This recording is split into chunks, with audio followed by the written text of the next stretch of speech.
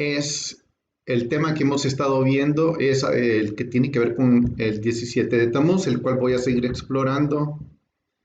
Lo más seguro es que no lo voy a terminar hoy porque eh, creo que hay mucho material para hacerlo solo de una vez y al final pues eh, vamos a abrirnos a preguntas con el grupo en Skype porque también estoy grabando. Eh, Así que empezamos, ¿verdad? En la época de Moisés estuvimos hablando o estamos hablando del 17 de Tamuz, qué fue lo que sucedió en esa época, ¿verdad? Y eh, vamos a continuar, solo que he perdido el control de mi PowerPoint. Ok, ahí estamos, pero no es ese. Ok, muy bien, muy bien.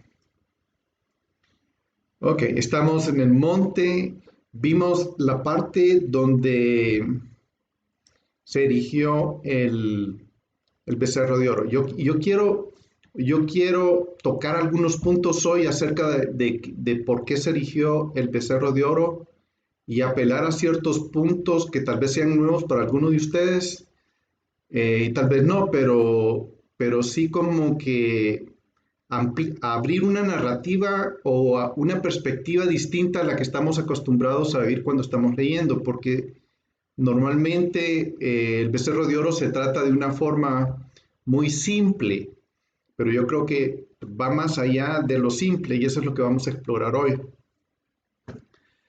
Eh, el 17 de Tamuz está ligado con el hecho de que el pueblo de Israel erigió este ídolo del becerro de oro y tiene que ver vamos a ver qué consecuencias hay, pero también quiero que tengamos en mente varias cosas. Aquí arriba tengo un dibujo de las tablas de testimonio. Ya sabemos que la tabla de testimonio es distinto a los rollos que Moisés escribió. Son dos cosas diferentes. La tabla de testimonio es el testimonio de esos rollos, de todo lo que hablaron que está en los rollos, es la tabla de testimonios. En esta foto que tengo atrás,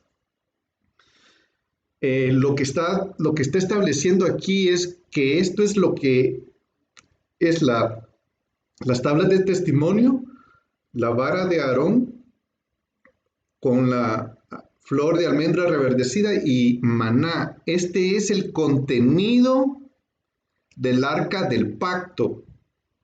Ahora, el arca del pacto, aquí estoy hablando del arca que está cuando se construyó el tabernáculo y luego del templo.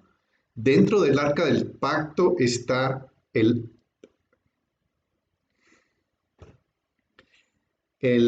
las tablas del testimonio, la vara y el maná.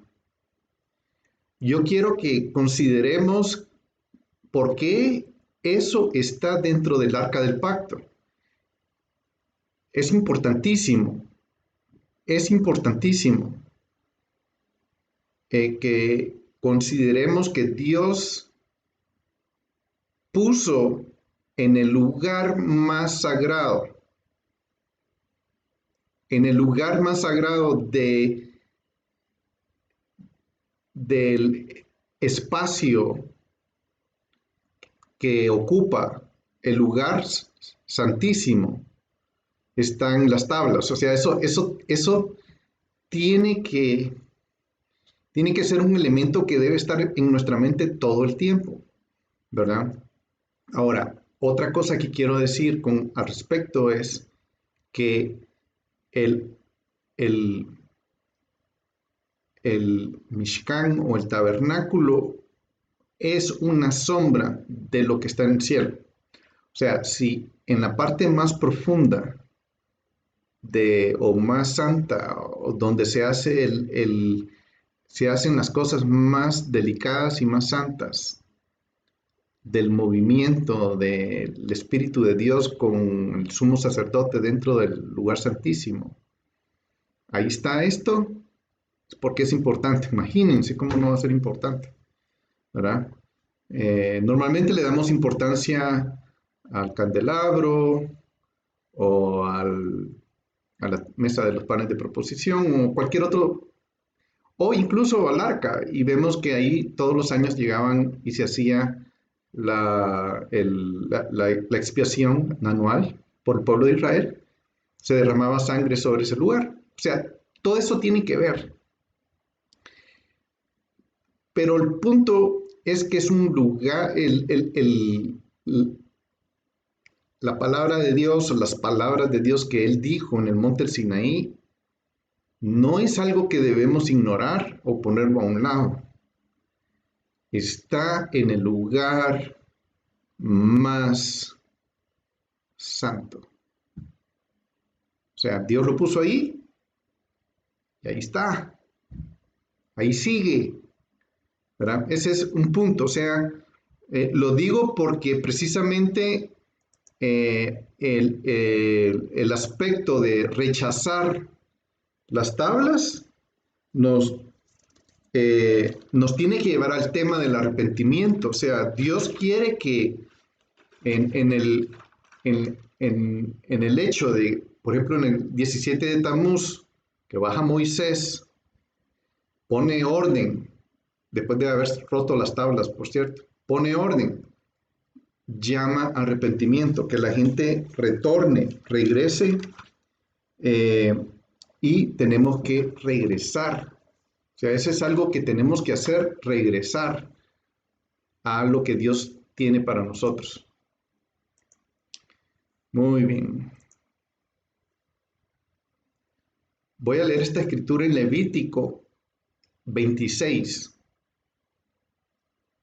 porque esta escritura tiene que ver con este tema, de que nosotros tenemos que retornar, porque dice, si confiesan su iniquidad y la iniquidad de sus antepasados por las infidelidades que cometieron contra mí, y también porque procedieron con hostilidad contra mí, yo también procedía con hostilidad contra ellos para llevaros a la tierra de sus enemigos. O si su corazón incircunciso se humilla y reconoce sus iniquidades, entonces yo me acordaré de mi pacto con Isaac, de mi pacto con Abraham, y me acordaré de la tierra. Básicamente, Dios está llamando a que nosotros nos acordemos de confesar nuestro pecado, ¿verdad? Él quiere que procedamos al arrepentimiento. Y ese es básicamente el mensaje durante el 17 de Tamuz. Durante el 17 de Tamuz. Vamos a ver, aquí tengo una situación. Perdón, es que ya vi que tengo ahí estamos, una situación ahí. Muy bien. Durante el 17 de Tamuz, Dios quiere que el tema es arrepentirnos. Porque arrepentirnos es acercarnos a Dios. Y eso es lo que Dios busca con nosotros, que vayamos y hagamos eso, ¿verdad? Para agarrar el contexto de lo que acabamos de decir, es que quiero leer también Levítico 1, el versículo 1 de ese mismo capítulo, que tiene que ver con la parte de la iniquidad, ¿verdad? Dice el versículo 1, no os haréis ídolos, ni os levantaréis imagen tallada. No os haréis ídolos, ni levantaréis imagen tallada, ni pilares sagrados, ni pondréis en vuestra tierra piedra grabada para inclinaros ante ella, porque yo soy Jehová vuestro Dios. O sea, aquí estoy leyendo el principio de ese capítulo donde dice que si nosotros nos arrepentimos de nuestras iniquidades, Él nos va a perdonar, pero tenemos que arrepentirnos. Y si no, si nosotros somos hostiles a eso, Dios va a ser hostil. Y aquí viene un concepto, o sea, va a ser hostil con nosotros. Y aquí viene un concepto de ojo por ojo. Eso quiere decir, eso no quiere decir, suena como venganza, así en nuestro español, pero no quiere decir eso. Quiere decir, así como es de fuerte el pecado, así es la sanción también, de igual. Entonces, viene Moisés con la revelación y se encuentra con el becerro de oro y se da cuenta que eso es precisamente lo que no tuvimos que haber hecho los hombres. Entonces Moisés rompe las tablas y la revelación cae, es como que hay una caída. O sea, hay una cuestión, hay algo que Dios nos da que es espiritual, que no lo llegamos a recibir por nuestro becerro, ¿verdad? Y en ese punto del becerro es que quiero yo que hoy exploremos. Muy bien. Miren esto, no os haréis ídolos, ni levantaréis imagen tallada, ni pilares sagrados, ni pondréis en vuestra tierra piedra grabada para inclinaros a ella, porque yo soy Jehová vuestro Dios. Es el versículo 1. Ahora el 2. Guardaréis mi día de reposo y tendréis en reverencia a mi santuario. Yo soy Jehová. Y me quiero detener aquí.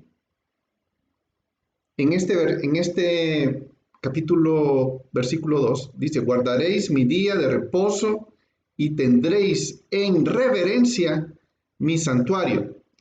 Ok, el día 17 de Tammuz está ligado a idolatría, está ligado a que nos hicimos una imagen falsa, está ligado a que rechazamos la palabra de Dios, rechazamos su revelación.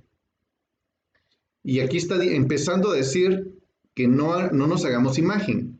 Después dice, guardaréis mis días de reposo. Es bien interesante eso. El 3 dice, si andáis en mis estatutos y guardáis mis mandamientos para ponerlos por obra, yo os daré la lluvia a su tiempo, de manera que la tierra dará sus productos y los árboles del campo darán su fruto. Ciertamente vuestra tría durará hasta la vendimia y la vendimia hasta el tiempo de la siembra. Comeréis pues vuestro pan hasta que os saciéis y habitaréis seguros en vuestra tierra. O sea, todo esto es un concepto. Ahora, que está ligado a idolatría. O sea, primero dice, no hagas imágenes y después dice, guardemos el día de reposo. Hay una relación directa entre esas dos cosas, ¿verdad? Hay una relación directa, ¿verdad? Que guardar el día de reposo y que tengamos en reverencia, mi santuario. Ahora, todo eso, la revelación de la palabra, el guardar el día de reposo, el no hacer imagen y la reverencia del santuario, va en todo, va como empaquetado, ¿verdad? En este concepto, porque eh, el santuario somos nosotros, para empezar, o sea, eso es claro, ¿verdad? Nosotros somos templo. Dios está intentando que nosotros seamos ese templo que albergue su pacto. Que nosotros cumplamos con sus palabras para que reverenciemos el santuario. O sea, hay que tener reverencia del santuario.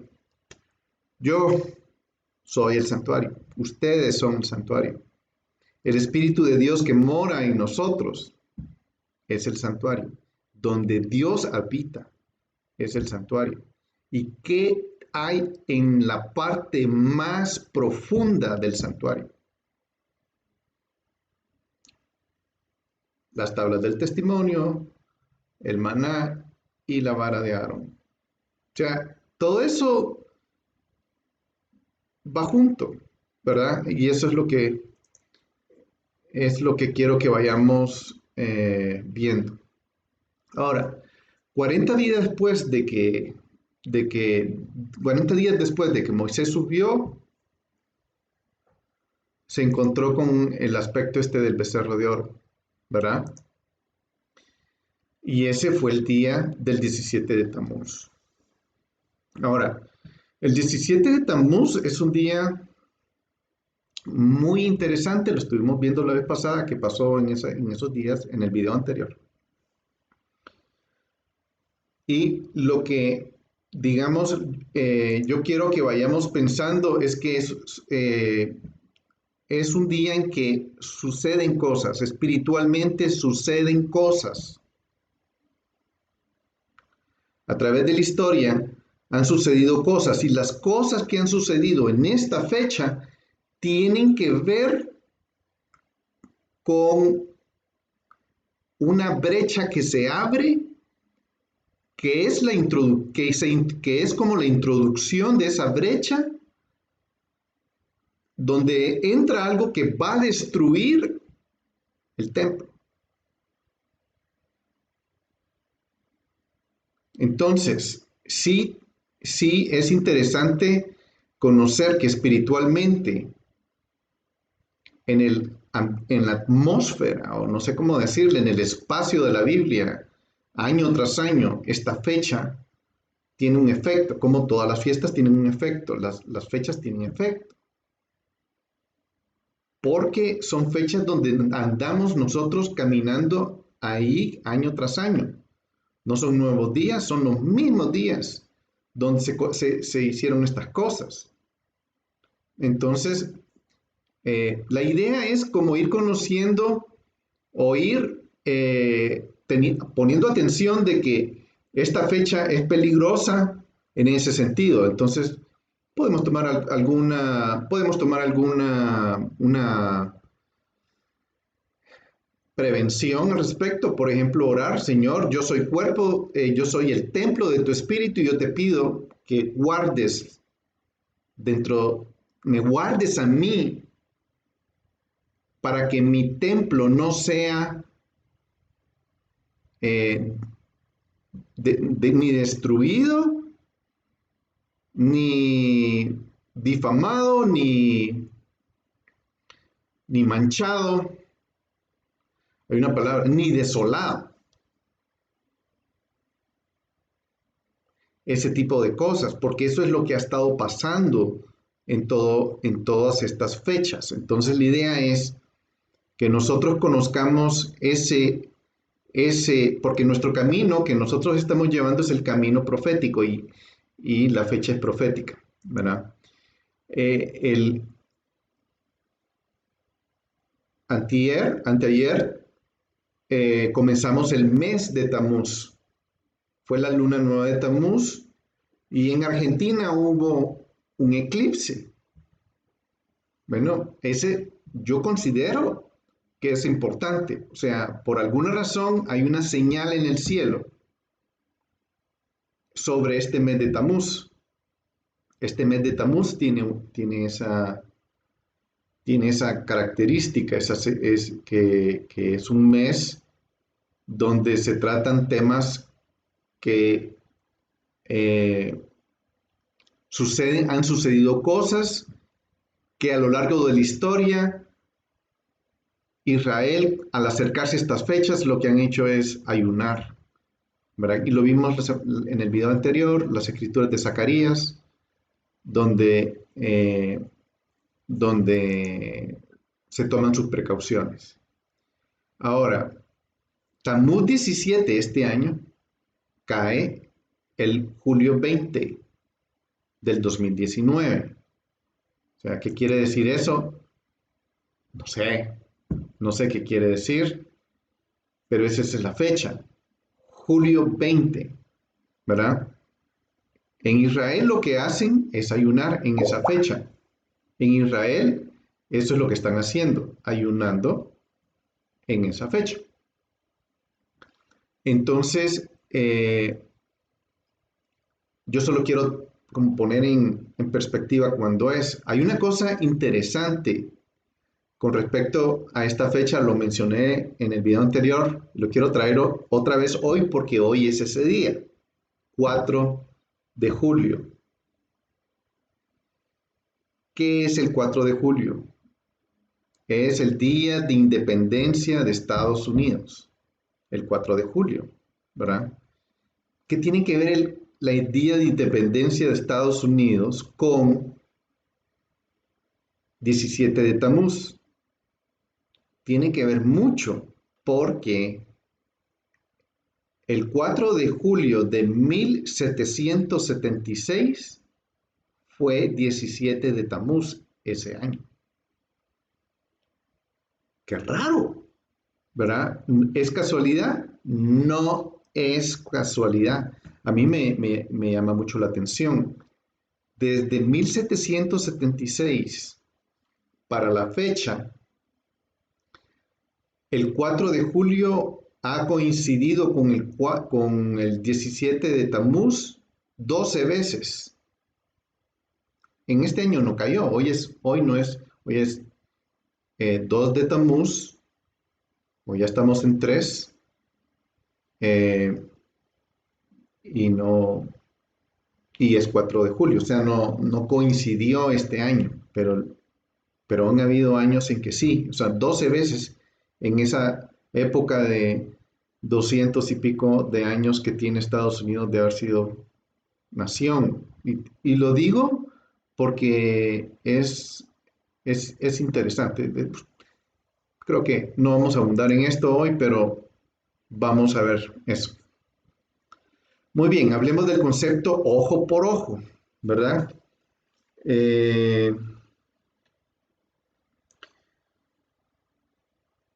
Dios toma como hostil el hecho de que nos apartemos de Él, creando un becerro de oro. Entonces, ¿qué hace? Quita la revelación. La revelación debería estar en nuestro templo. Pero lo que ha pasado es que nosotros hemos ido y hemos hecho becerro de oro. Durante la historia, eso ha pasado y también sigue pasando. No es algo que, que es especial de esa, o sea, sigue sucediendo y ese es lo que vamos a ver. Hoy vamos a revisar el aspecto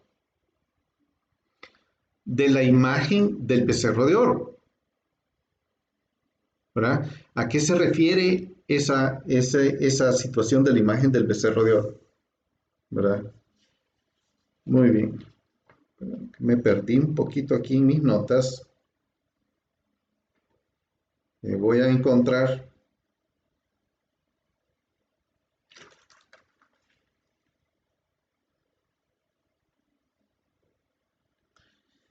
Muy bien.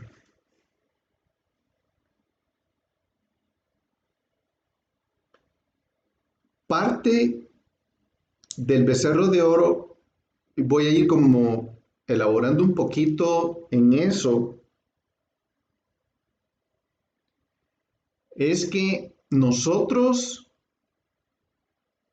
decidimos qué hacer. Por ejemplo, aquí está la gente frente al monte, Moisés está arriba, no baja, ya había 40 días, Dios los había puesto en cuarentena, evidentemente, para probarlos.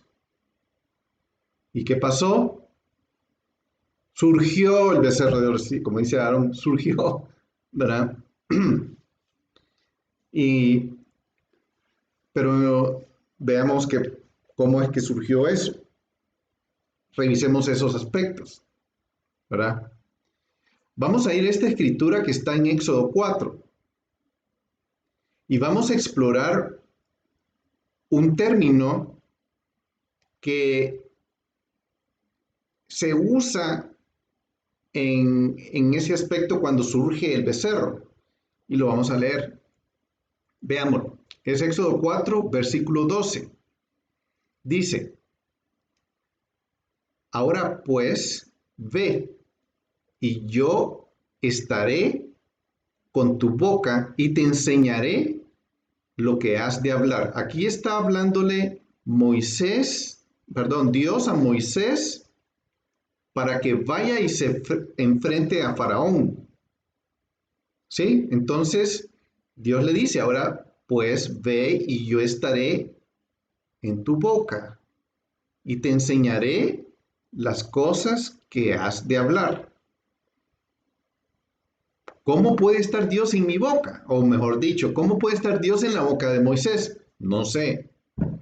Esa cosa, ese efecto, ese fenómeno, ese milagro, no sé cómo se da, no sé, pero se da, porque pasó.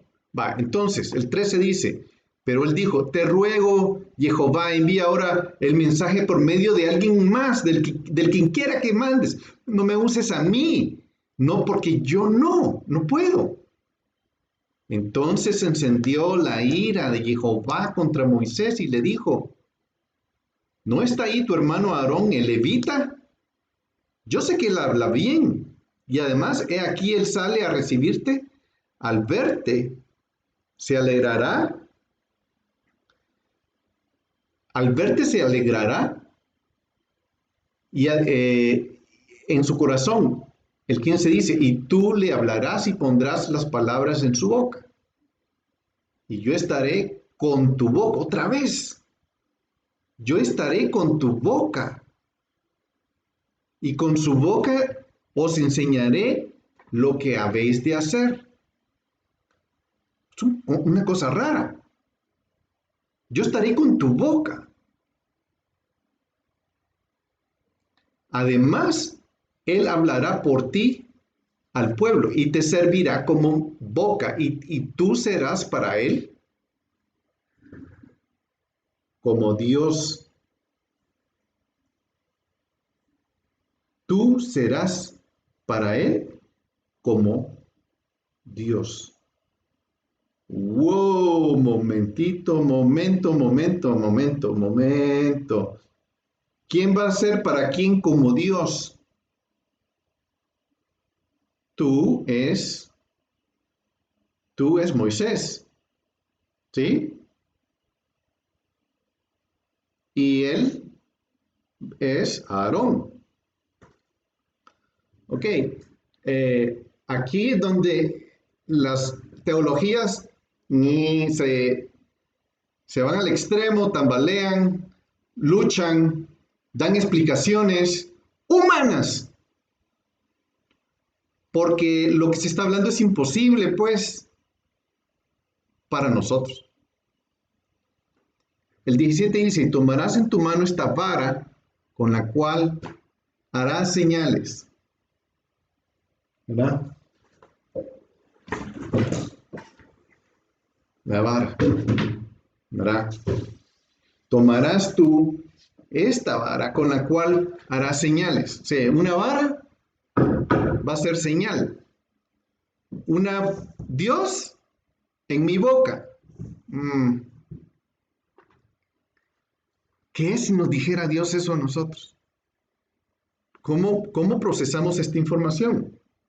Ahora, la palabra Dios aquí es Elohim. Elohim. Eso quiere decir, tú serás como Elohim. Bueno, aquí es para rascarse la cabeza. Está difícil esto. ¿Por qué? Porque nosotros estamos acostumbrados a decirle Dios a Dios. Y no lo voy a decir a decirle Elohim, porque a eso no estamos acostumbrados. Nosotros pensamos Dios es Dios y no hay otro como Él. ¿Cómo es eso? Dios no, solo hay uno. Pero aquí le está diciendo a Moisés, que dice, Moisés va a ser como Dios, como Elohim. Ok, estas son, digamos, escrituras que no son fáciles, pero ahí están. Aquí tengo otra, Éxodo 7. Dice el versículo 1, entonces Jehová dijo a Moisés, mira, otra vez, yo te hago como Dios para Aarón y para Faraón, y tu hermano Aarón será tu profeta. ¿No les parece difícil, o sea, comprenderlo? O sea, no es, o sea, yo no tengo, digamos que ya lo mastiqué bastante y he profundizado en esto, no tengo problema, pero no es algo fácil de entender que Dios le diga a Moisés, Jehová dijo a Moisés que él iba a ser Elohim, él, yo, es como que me diga a mí, Mauricio, tú vas a ser Elohim. Yo no, si me lo dijera, no computaría todos mis sensores, dispararían alarmas, cualquier tipo de cosa. Yo no sabría qué hacer. Y es precisamente lo que le pasó a Moisés. No, ¿cómo va a ser? Me estás pidiendo algo imposible. Pero Moisés era muy humilde y lo aceptó. ¡Wow! Pero pasa otra vez, que es Elohim. Ahora, Elohim es un título,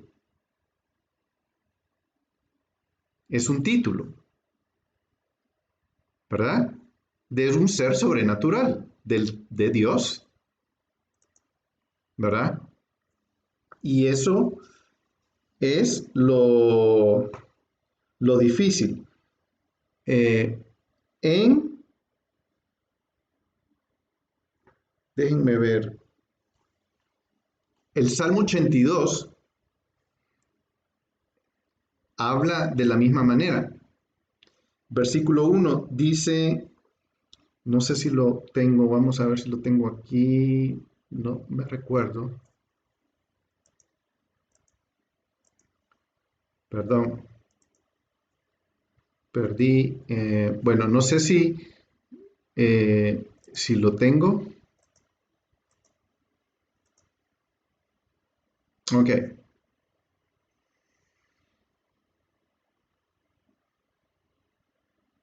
no lo tengo, pero lo voy a decir ahorita. Salmo 82.1. Voy a agarrar mi Biblia. Dice, Dios ocupa su lugar en la congregación, Él juzga en medio de los jueces. Eso es lo que dice Salmo 82.1. Dios ocupa su lugar en la congregación, Él juzga en medio de los jueces. Con ese versículo, aparentemente, no hay problema. No hay nada difícil que entender ahí, ¿no es cierto? Bueno, no, hay algo difícil aquí, porque no es lo que dice en la escritura original. En la escritura original dice, Dios ocupa su lugar en la congregación, Él juzga en medio de los Elohim. Esa es la palabra que va ahí. Ahora, ¿Elohim quiere decir jueces? No. Dioses quiere decir. Dios juzga en medio de los dioses.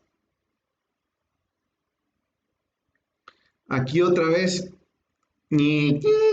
todo tipo de alarmas se prenden. ¿Por qué? Porque nuestra teología no está acostumbrada a oír esto, ¿verdad? Pero eso es lo que dice la Biblia. La Biblia dice eso. Y aquí está hablando en Dios ocupa su lugar en la congregación. en la congregación, su reino. Y él juzga en medio de los Elohim. Es tremendo. Ahora, tenemos que definir un poco todo esto, y vamos adelante. Muy bien. Solo voy a decir algo más con respecto de Moisés. Cuando Dios le dice a Moisés que él va a estar en su boca,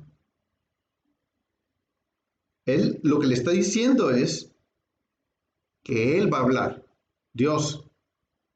O sea, Moisés es el templo de él y él habla. ¿Sí?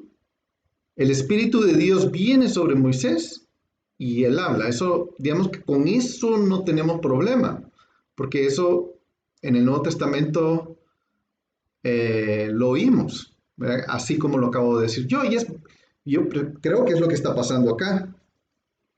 Es el Espíritu de verdad que está operando en Moisés.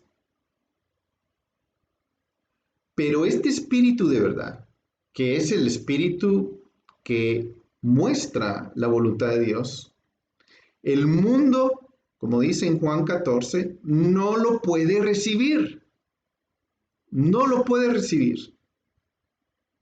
En este caso estaba operando en Moisés para liderar al pueblo, porque con esto él estaba liderando al pueblo. Ahora, el Espíritu de Dios estaba en su boca, y lo que él hablaba, él decía, deja ir a mi pueblo para que me sirva, ¿verdad? No, y Faraón decía no, y venían las plagas, y decía, va a venir tal plaga, y plaga, ranas, piojos, moscas, granizo, turum, y eso pasaba. El Espíritu de Dios estaba en la boca de Moisés y estaba operando, ¿verdad? Moisés estaba haciendo el templo de Dios y él estaba operando. Había la presencia de Moisés, era evidente que estaba allí. Entonces, lo que está haciendo Moisés es dirigiendo a Israel. Ahora, aquí hago esta salvedad. Moisés no, como ya vimos, él no escogió. ¿Quién quiere ser el líder de Israel? Yo. Él no escogió. Dios lo escogió a él. Le dije, tenés que hacerlo. Y él dijo, no, apeló a que no. Y Dios se molestó y le dije, sí, lo vas a hacer. O sea, Dios lo invistió con su espíritu para luego operar en él. Y eso es lo que tenemos claro. Lo que tenemos claro es que Dios lo escogió a él. Esa es la vía de cómo opera ser líder cuando Dios lo escoge. ¿Verdad? Entonces, ese es el contexto. Ahora veamos la escritura de Éxodo 32 tomando este contexto. El Éxodo 32 es donde sucede la situación del conflicto del becerro. Y leámoslo. Dice,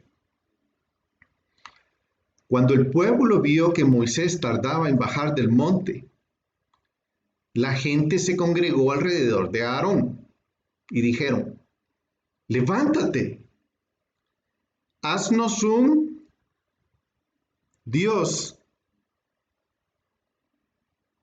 que vaya delante de nosotros.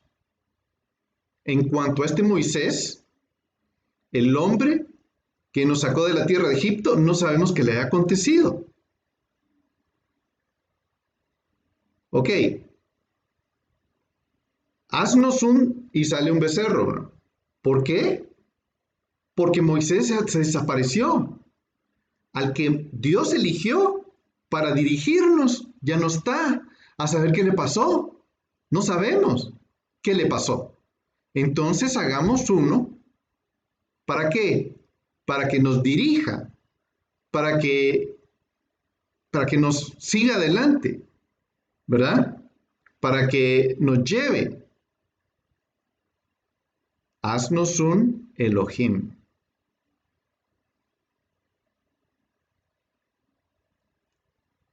Muy bien. Aquí tengo en esa época, y aquí dice Elohim, es esto, en paleo hebreo. La cabeza de un buey, el bastón de un pastor que dirige, un hombre que, con manos levantadas que alaba a Dios, el brazo extendido de Dios y el mayim, el agua que se abre. Eso es lo que hace Elohim. Elohim empieza con la letra Aleph, que es la cabeza de un becerro.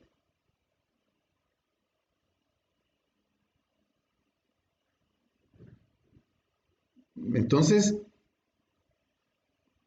ok, como que están asociando algo que tiene que ver con Dios. O sea, es el nombre Elohim, tiene que ver con Dios. Haznos un Dios.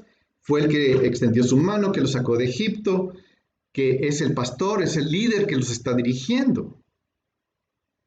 Bueno, becerro tendrá que ser, dijeron ellos, ¿verdad?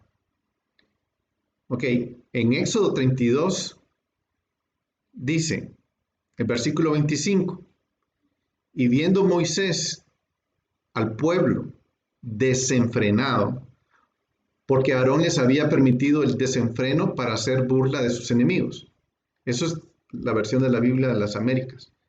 En la Reina Valera dice, viendo Moisés que el pueblo estaba desenfrenado porque Aarón lo había permitido para vergüenza entre sus enemigos. Ahora, veamos la palabra desenfrenar, para.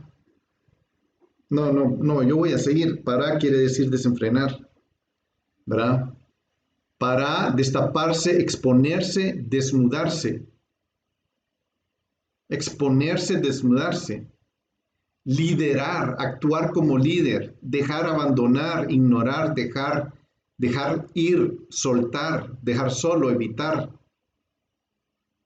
soltar la restricción, mostrar falta de restricciones, perder las restricciones.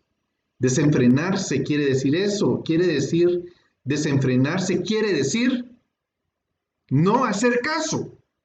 Desenfrenarse quiere decir, ya recibieron una instrucción, pero no la vamos a seguir, necesitamos que nos lidere. Y hacen un Dios. Esta es la Aleph, es la cabeza del becerro, ¿verdad? Ese es, o sea, no está muy lejos la idea, no estaban como, hagámonos otra cosa, hagamos un animal que nos dirija. No. Ellos estaban con la mente en Dios. La diferencia es la siguiente, que ellos controlaban, no Dios. Y eso es todo. El becerro no es sino una fórmula para no seguir la palabra de Dios. Éxodo 5, veamos en esta misma palabra desenfrenar. Dice Éxodo 5, versículo 4, pero el rey de Egipto les dijo, Moisés y Aarón, ¿por qué apartáis al pueblo de sus trabajos? Volved a vuestras labores. ¿Verdad? Y aquí usa otra vez la palabra desenfrenar. Otra vez la usa. Aquí se está traduciendo en el versículo 4 como apartáis. ¿Por qué los apartáis? O sea, era sencillo. Faraón les había dado una instrucción y Moisés les está dando otra. Entonces, ¿por qué les está dando una instrucción diferente?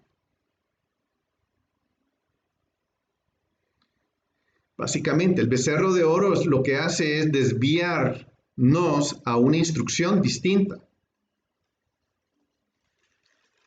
Eso es el becerro de oro. Cuando nos desviamos a una instrucción distinta.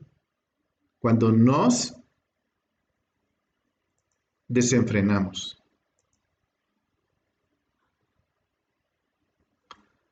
Ok.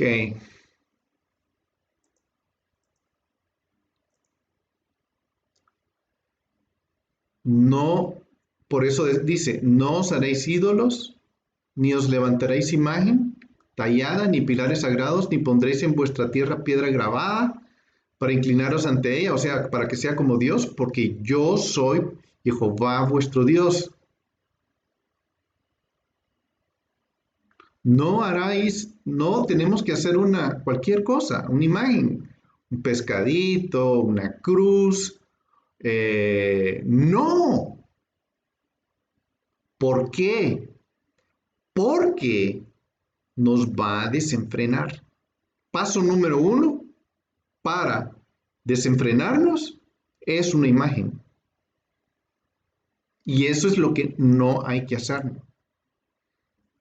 Aunque sea una imagen que piense en Dios, que tenga la descripción o las características de Él, ¿verdad?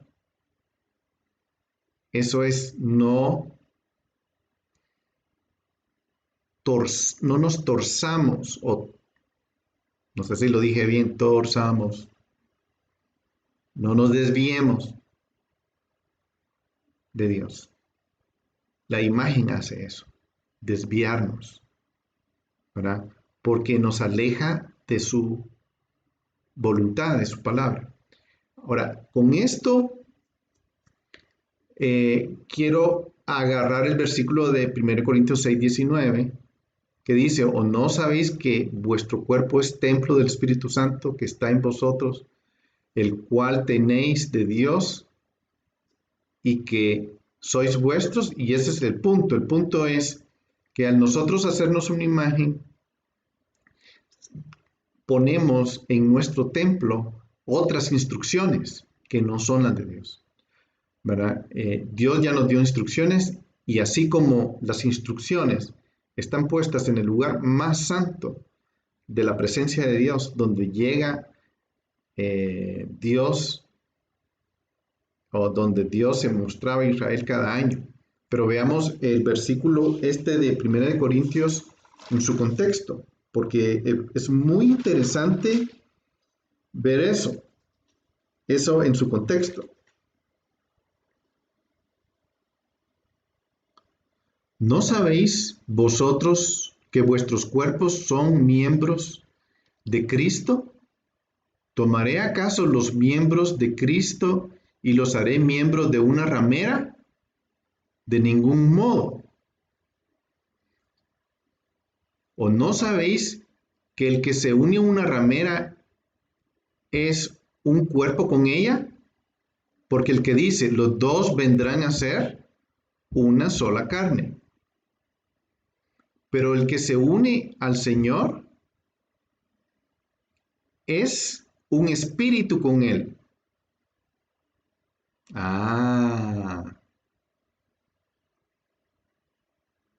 Si nosotros nos unimos a Dios, somos un espíritu con Él.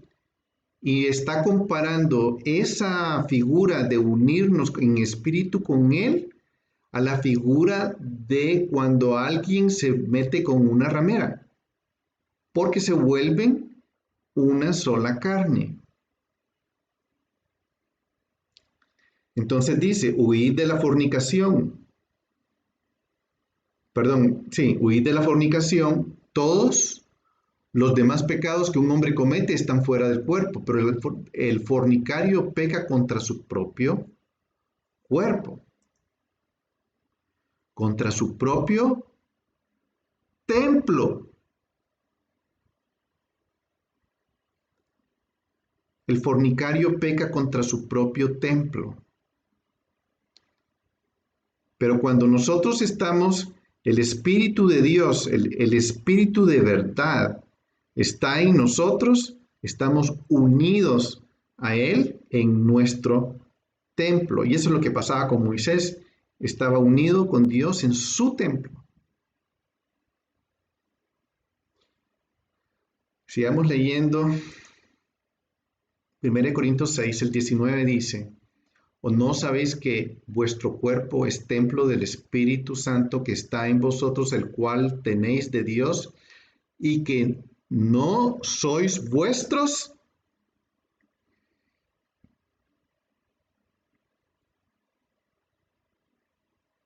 Esa parte yo no la entendía.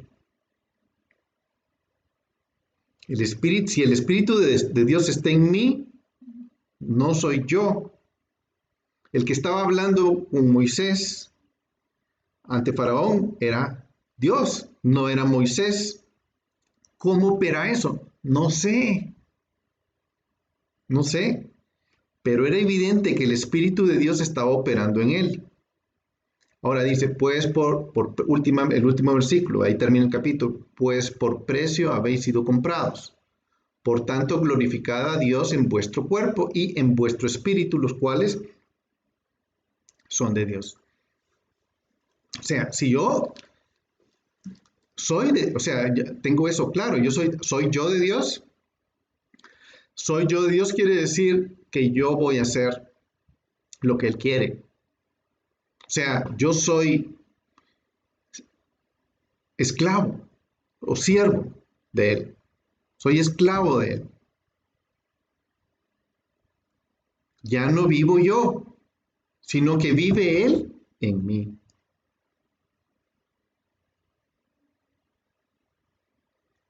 Pero tengo que conocer su voluntad, tengo que conocer su verdad, tengo que conocer su espíritu para poder ver eso, ¿verdad? Muy bien. Ahora quiero leer este versículo. Quiero comparar la figura que habla en 1 Corintios 6 con donde dice con la tabla de testimonios, porque él dice no fornicarás, no adulterarás. Es la segunda palabra de la segunda tabla. Las tablas tienen relación entre la primera tabla con la primera palabra con la primera palabra de la segunda tabla y así. O sea, en el hecho de no fornicar o no adulterar, la palabra de la primera tabla del testimonio de Moisés dice, no tendrás dioses delante de mí, que es el becerro de oro. Ahora, la forma de idolatría más poderosa, o sea, la forma de idolatría que opera más claramente en un hombre o en una mujer,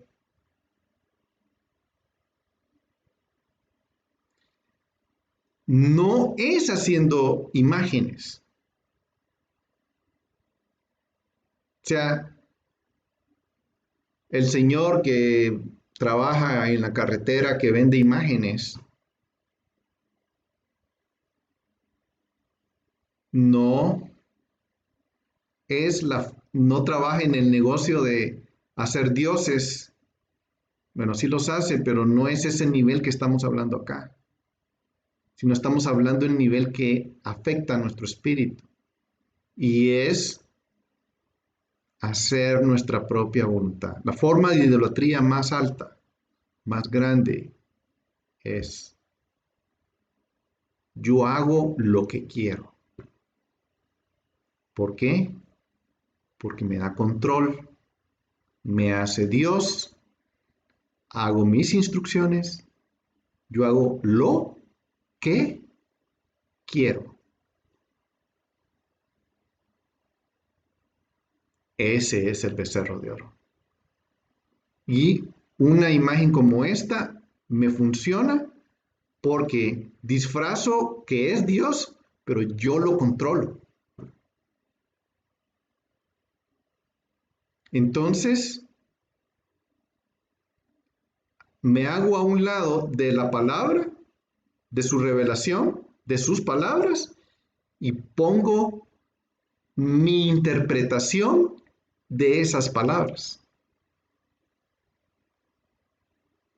Y esa es la forma de idolatría más grande. Hacerme un Dios. ¿Qué es lo que precisamente hizo Satanás? Su arrogancia llegó a tal punto que hizo idolatría. Él es el idólatra número 1. Se rebeló contra Dios. Y de eso se trata el pecado del becerro de oro. Llegar al punto de hacer lo que yo quiero.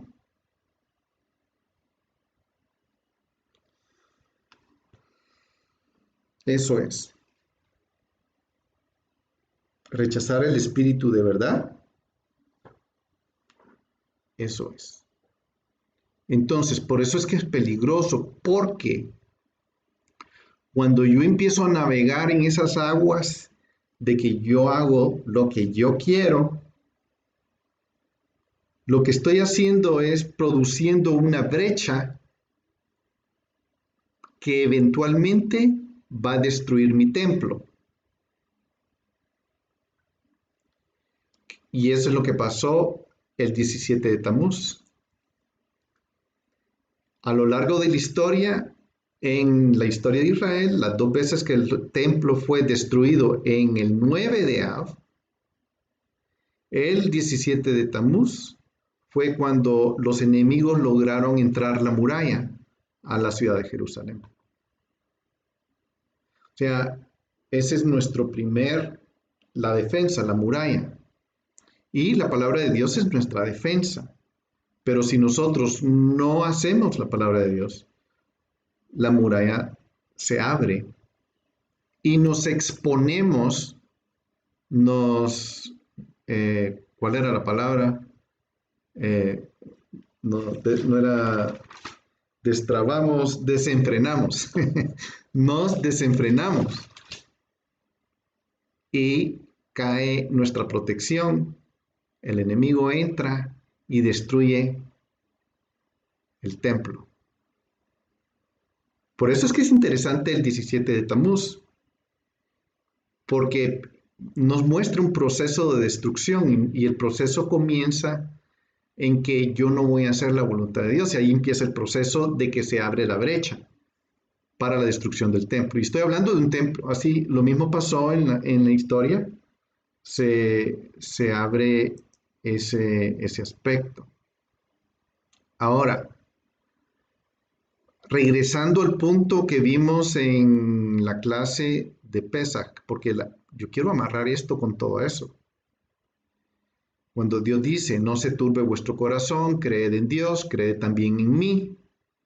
Es lo que decía Jehová y Yeshua son uno. Pero Yeshua es la palabra. Y los discípulos son las ramas que están sujetas a la palabra. ¿Verdad? Y por eso dice, yo soy el camino, la verdad y la vida, y nadie viene al Padre si no es por mí. ¿Cómo es que llegamos al Padre? Haciendo su voluntad. Por eso Yeshua y él eran uno, porque hacía la voluntad de Abba.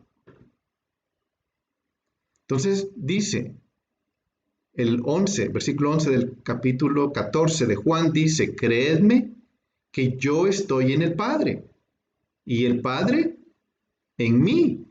Y si no, creed por las obras mismas. En verdad os digo, el que cree en mí, Las obras que yo hago, Él hará también, y aún mayores que estas, porque yo voy al Padre.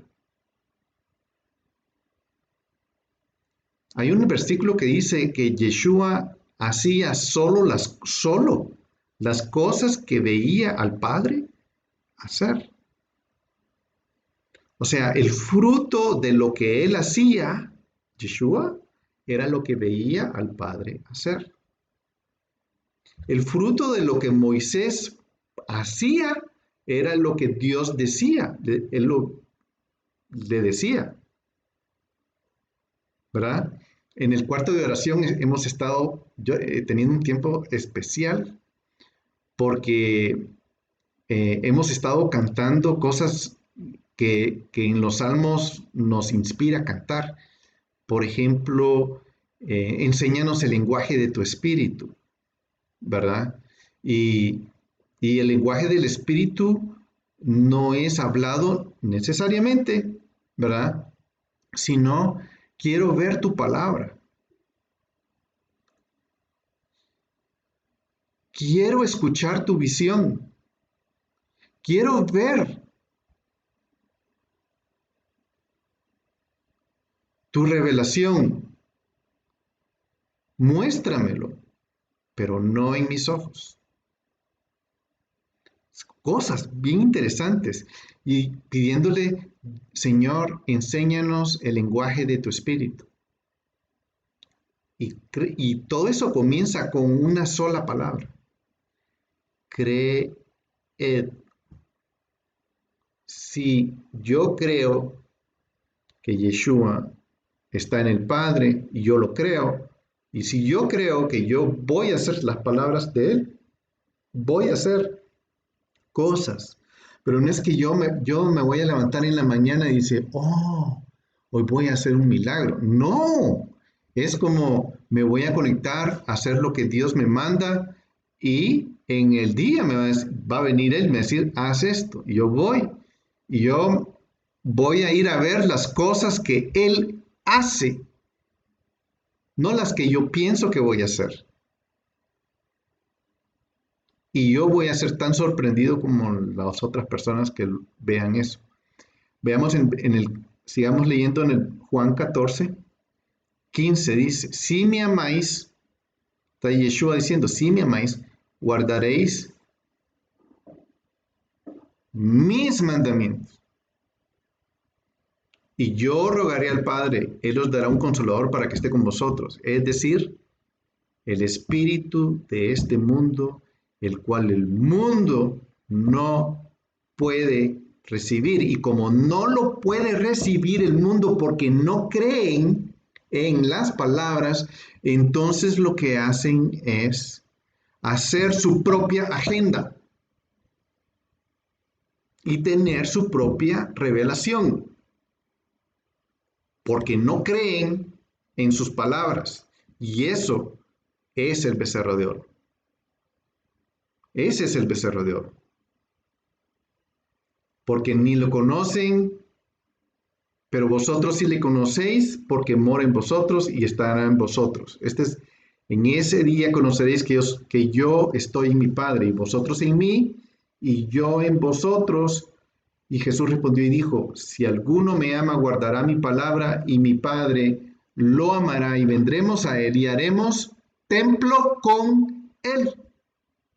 Templo, morada, habitarás, el Espíritu habitará. ¿Por qué? Porque estoy haciendo la voluntad del Padre. La voluntad del Padre está en blanco y negro. No es una inspiración más allá que está del otro lado del mundo para que yo la vaya a alcanzar. Está tan cerca de mí como mi teléfono. Y eso es. Y termina en capítulo 15, no termina, sino todo eso habla. Estoy agarrando solo versículos que hacen todo esto. 15:4 dice, permaneced en mí, en mi templo, y yo en vosotros. Todo está coordinado, la revelación, el templo, porque si yo no hago la revelación que ya está hecha, hago un becerro en mí y eso lo que hace es abrir una brecha que me va a destruir. El punto no es ir a hacer lo que yo quiero o las obras que yo quiero. Ay, voy a hacer un ministerio de un app que, cualquier cosa, ¿verdad? Pero si eso es lo que Dios me lo dio y me dice, haz esto, órale, ahí estás, estamos hechos. Pero si es por mi propia iniciativa, estoy haciendo un becerro. O sea, así es, así de sencillo, ¿verdad? Juan 15:4 dice, permaneced en mí y en vosotros, como sarmiento no puede dar fruto por sí mismo, si no permanece en la vid, así tampoco vosotros si no permanecéis en mí. Es lindo, es una revelación preciosa. En la época de Yeshua, y aquí voy a ir terminando porque no quiero, eh, eh, aquí voy a agarrar en el otro video, pero quiero ir explorando la situación. Este es Jerusalén en la época de Yeshua. Y estos son los personajes que operaban en esa época. Aquí está Yeshua entrando en el burrito y aquí está Juan el Bautista, ¿verdad? Y estas reflejan las potencias de esa época. Los soldados romanos, Herodes, los corruptos, sumos sacerdotes, los corruptos, porque no había un sumo sacerdote, habían dos. Poncio Pilato, ¿verdad? Y es interesante porque he estado leyendo al respecto y encontré una profundidad que nunca había visto y yo quiero compartirles. Los personajes que estaban en función eran corruptos, tanto políticos como religiosos. Cada quien jalaba por su lado, cada quien hacía su becerro de oro. Pero había gente temerosa de Dios también, o sea, no es como que ellos estaban ahí y estaban oprimiendo a la gente. Es como hoy, o sea, casi que lo vi igual. Hubo votación y quedaron los que a mí no me gustan. Y sé que quedaron por corrupción. Eso lo sé y me da rabia. Y tiene tomado los lugares altos. En este caso, el templo. El templo estaba tomado por gente que no temía a Dios.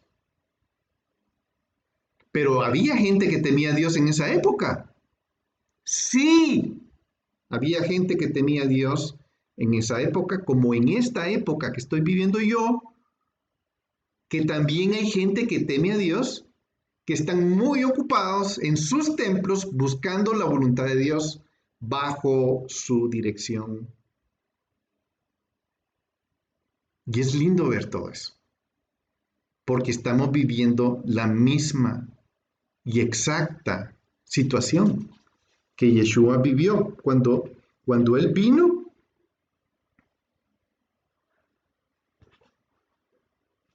Había una élite política, una religiosa. Los temerosos de Dios estaban partidos en dos. Había dos bandos. Los que temían a Dios y se sentían presionados por esta marabunta de corruptos que está encima de los que temían a Dios. Los que temían a Dios estaban partidos en dos. Un grupo, era el grupo que decía,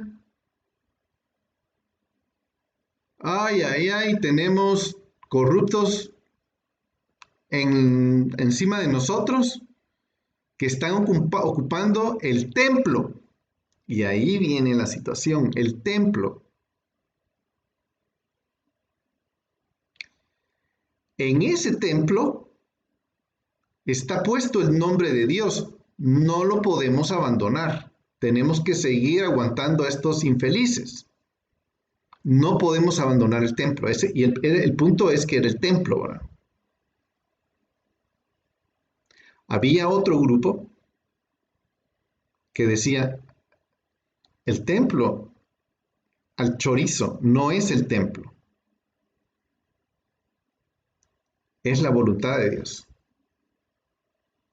Y a ese grupo pertenecía este hombre, que le conocemos como Juan el Inmersor. ¿Por qué? Porque no se podía inmergir uno en este templo, porque ese templo donde se decía todo eso, que era especializado para eso, estaba ocupado por una maraña de corruptos, por lo tanto no era un templo kosher. No era apto porque las cabezas eran malas. ¿Qué hicieron ellos? Lo que hicieron ellos fue irse, pero regresemos. Un momentito ¿qué hizo Jesús? Esa parte no la dije. Cuando Jesús vino a Jerusalén, ¿qué fue lo primero que hizo?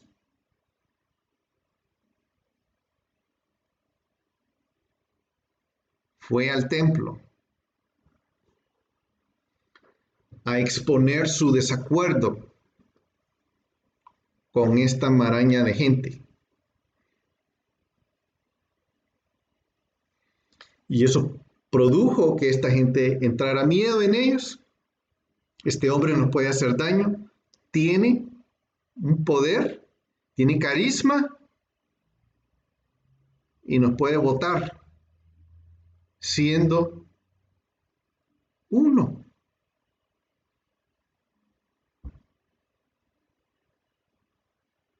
¿Por qué? Porque él tenía el espíritu de verdad en él operando y todo detrás. Pero él no vino para liberar este templo. Él no vino a eso. Él vino para liberar este templo. Y tu templo, y tu templo, y tu templo, y tu templo. A ese templo vino él a liberarlo. Y estos señores entendieron eso, entonces se fueron. ¿Dónde se fueron? A Qumran. Ellos tenían un complejo ahí.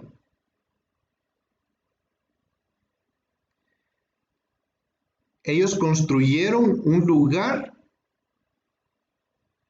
para bendecir a Dios, un lugar no prescrito, en el lugar más bajo de la tierra, en el lugar más humilde de la tierra, más bajo. Qumran. Jerusalén está más arriba, Qumran a la orilla del Mar Muerto, 1000 pies abajo 500 metros abajo del nivel del mar, en el lugar más bajo de la tierra. ¿Y qué llevaron ahí? Fueron ahí, se entregaron a Dios, se consagraron a Dios.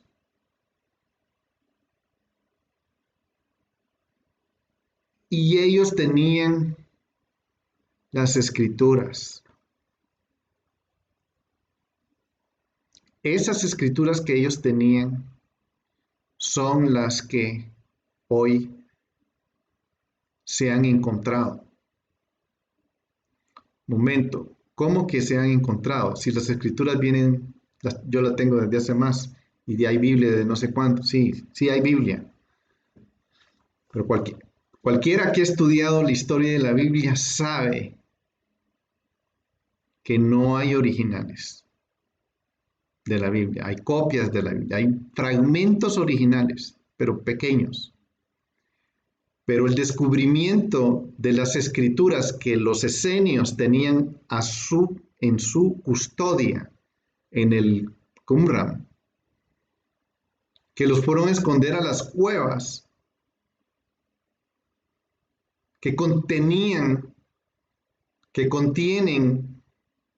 la Torá, los profetas y un montón de escritos, un montón de manuscritos, pero cantidad abundante de manuscritos que han traído luz a nuestros días. Lo interesante es que esos manuscritos o esos comenzaron a surgir, porque no han terminado de surgir. Los primeros manuscritos aparecieron a finales de, o mejor dicho, a principios de 1947. No se sabe exactamente si fue la fecha, no hay una fecha. Yo quería una fecha específica, no la encontré. Pero como lo encontraron los beduinos accidentalmente, los agarraron y los tuvieron en la cueva, pero ellos lo que querían era negociarlos, venderlos, para sacar dinero de lo que habían encontrado. Ellos no tenían ni idea de lo que habían encontrado, y lo que encontraron fue posiblemente el hallazgo de la Biblia más importante de nuestra historia. Y lo que a mí me jala, lo que no entiendo es por qué no se le pone la atención actualmente a esos manuscritos. Y es por la siguiente razón. Porque esos manuscritos están sacando cosas que destruyen los becerros de oro que hoy están establecidos. Y ese es el tema que vamos a hablar la siguiente semana. Pero esto tiene que ver con los rollos del Mar Muerto. Los rollos del Mar Muerto es es el tema. Los rollos del Mar Muerto es el descubrimiento escritural más importante de la historia. Con estos descubrimientos surgieron más descubrimientos y siguen surgiendo más descubrimientos. Se han hecho descubrimientos arqueológicos impresionantes. Hoy, o en las noticias de hoy y ayer, salió la calzada que va descubrieron la calzada que va desde el pozo de Siloé hasta el templo. Y no es un tunelucho de tipo submarino, es una calzada grande, bajo tierra. Toda esa calzada está bajo tierra. Y se ha hecho ese tipo de descubrimientos. Lo interesante es que ese tipo de descubrimientos está sacando a luz cosas que no convienen. Por ejemplo, cosas que tienen que ver con Yeshua, que ligan a Yeshua con los judíos. No queremos eso, dicen los judíos. Es una verdad inconveniente. O cosas que ligan a los cristianos con la Torah. No queremos eso tampoco. ¿Por qué? Porque los becerros de oro están bien establecidos, ¿verdad? Hay que orar para que el Señor siga sacando a luz estas cosas, y para que nuestros líderes tengan la entereza, la gallardía y la valentía de enfrentar la verdad a costa de lo que se ha establecido como una doctrina que nos está matando, nos está dividiendo, nos está alejando. A mi modo de ver, es duro lo que está sucediendo, ¿verdad?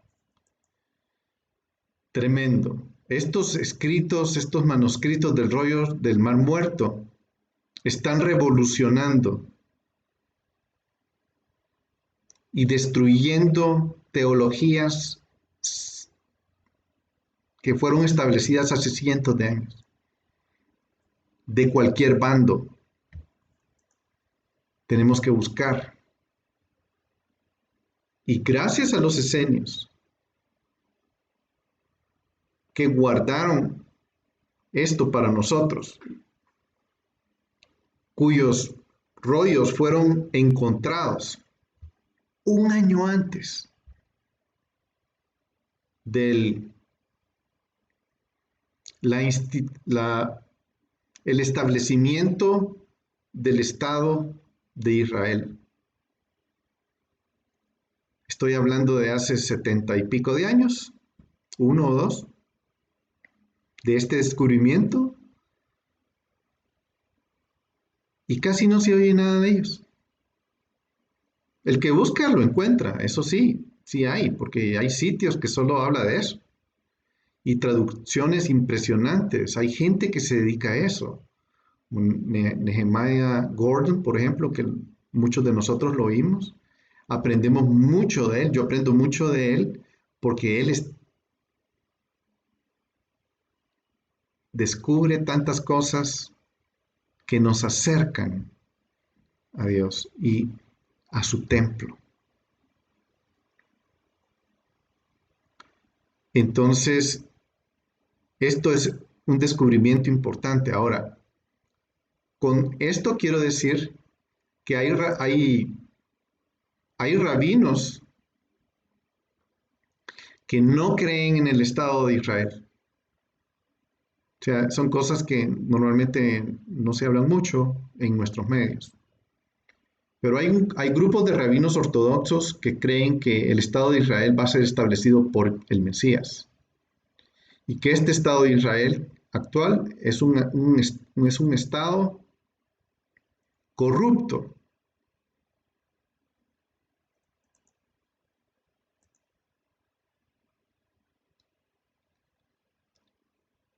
Igual que el Estado corrupto que había en la época de Jesús. Por eso decían que no era, a unos rabinos en la época de Yeshua, decía que no era kosher adorar a Dios en ese templo corrupto. Y hoy tenemos otros líderes. Hoy por hoy tenemos otros líderes. Y es interesante que el templo no está parado, al contrario, el templo está destruido. El templo hoy está destruido. El templo de piedra que se estableció en ese monte Moriah, en Israel, o actualmente está destruido. Igualmente que en la época de Jesús, tenemos una maraña de líderes que no le temen a Dios. Pero qué interesante que cuando surge toda esta problemática, aparece este caballero de nuevo. Y no aparece él, obviamente no es él, ¿verdad? Estoy hablando de Juan el Bautista, pero el espíritu de Elías es el que aparece. ¿Por qué aparece el espíritu de Elías? Precisamente porque él viene de esa ciudad, Qumran, que guardó los manuscritos de la Biblia que están cambiando nuestra forma de ver el mundo y nuestra forma de acercarnos a Dios. Entonces, lo que yo puedo ver para ir terminando, es que los manuscritos nos están dando luz a nuestro templo y que ese templo va a ser construido. Jesús dijo que si destruían ese templo, él lo levantaría al tercer día. Y eh, así fue. Al tercer día, Yeshua resucitó y levantó el templo para gloria de Dios. Pero hay algo interesantísimo en esta figura, porque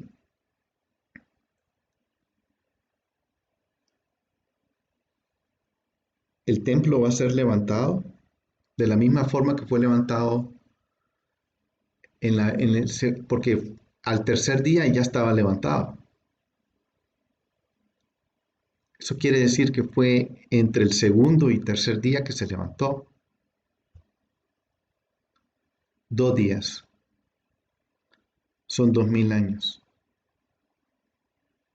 Y él dijo, destruyan ese templo y yo lo levantaré en 2 días.